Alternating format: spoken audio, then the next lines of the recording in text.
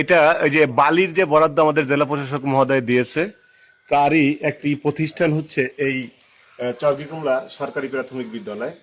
এই চরগিকুমলা সরকারি প্রাথমিক বিদ্যালয়ের নামে আমাদের জেলা প্রশাসক মহোদয় 1312.5 ঘনফিট বালির বরাদ্দ দিয়েছে। সেই বালি কিন্তু সব বিক্রি করে শেষ করে দিয়েছে আমাদের টিওনো মহোদয়। দেখেন তো এই প্রতিষ্ঠানে কোথাও বালি আছে নাকি? কোথাও কি বালি দিছে? বালি দিছে কোথাও? না না না, এই বালি কি বিক্রি করে খায় ফেললো কারা?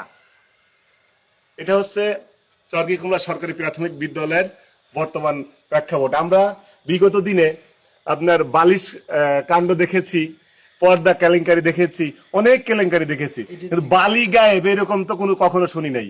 প্রতিষ্ঠানের নামে বালি বরাদ্দ নিয়ে এসে সেই প্রতিষ্ঠানে বালি না দিয়ে আমাদের উপজেলা ইউনো মহোদয় সেই বালি পর্যায়ক্রমে অসাধু একটি চক্রকে দিয়ে যে বিক্রি করার যে একটা মহা উৎসবে নেমেছে, সেটা কিন্তু এই যে দেখেন আপনারা এই প্রতিষ্ঠানটা দেখেন, এখানে পানি বেঁধে যায়, স্কুলের স্টুডেন্টরা খেলা করতে পারে না, বৃষ্টি আসলে স্কুলে আসতে তাদের সমস্যা হয়। সেই প্রতিষ্ঠানের নামে বালি বরাদ্দ নিয়ে এসে তিনি কিন্তু অলরেডি খেয়ে দিয়েছেন, বালি টিওনো বিক্রি করে দিয়েছেন। সেই বালি কিন্তু আমি আজকে দেখিয়ে রাখছি, সেই বালি টোটাল বিক্রি করে দিয়েছে।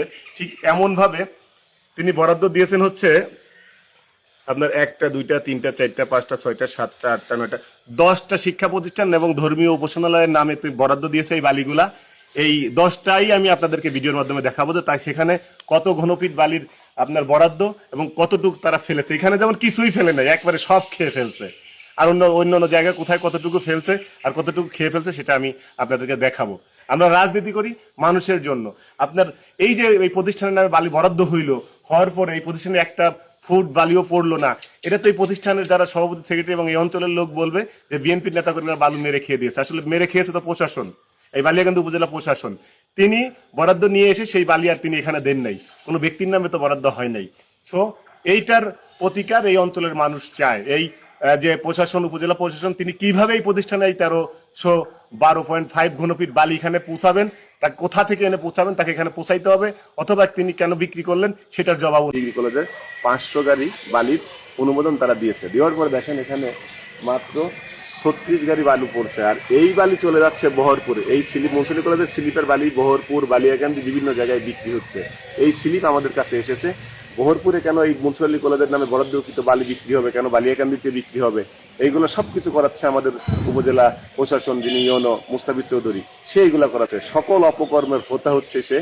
তার ব্যাপারে আপনি জানেন যে তিনি কি করছে। তিনি বিগত বছরগুলোতে রাজস্ব ফাঁকি দিয়ে সমস্ত হাট বাজার ইদারা না দিয়ে তিনি কি করছে, খাস কালেকশন দিয়েছে। তার ধারাবাহিকতায় কিন্তু সোনাপুর বাজারে একজন মানুষ আপনার এই হাট কালেকশন নিয়ে মারামারি করে একজন মানুষ মারা গেছে।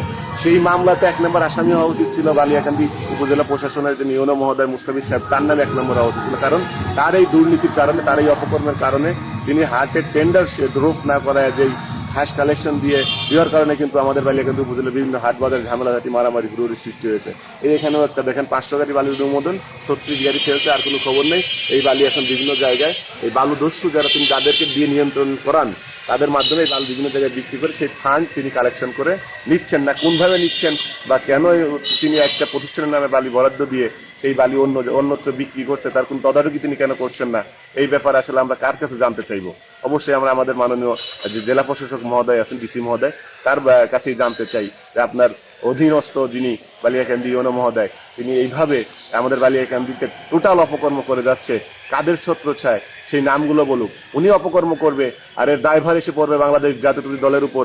আমাদের যে আগামীর বাংলাদেশ, স্বপ্নের বাংলাদেশ বিনির্মাণ করতে চান আমাদের মাননীয় প্রধানমন্ত্রী জনাব তারেক রহমান, সেই বাংলাদেশের নির্মাণের মানে যে বাধাগ্রস্ত তিনি করছেন, এর মানে একটা বিচার অবশ্যই হওয়া উচিত। আর এই অপকর্ম শাস্তি না হলে আপনার তারেক রহমানের স্বপ্নের বাংলাদেশ বিনির্মাণ অবশ্যই বাধাগ্রস্ত হবে।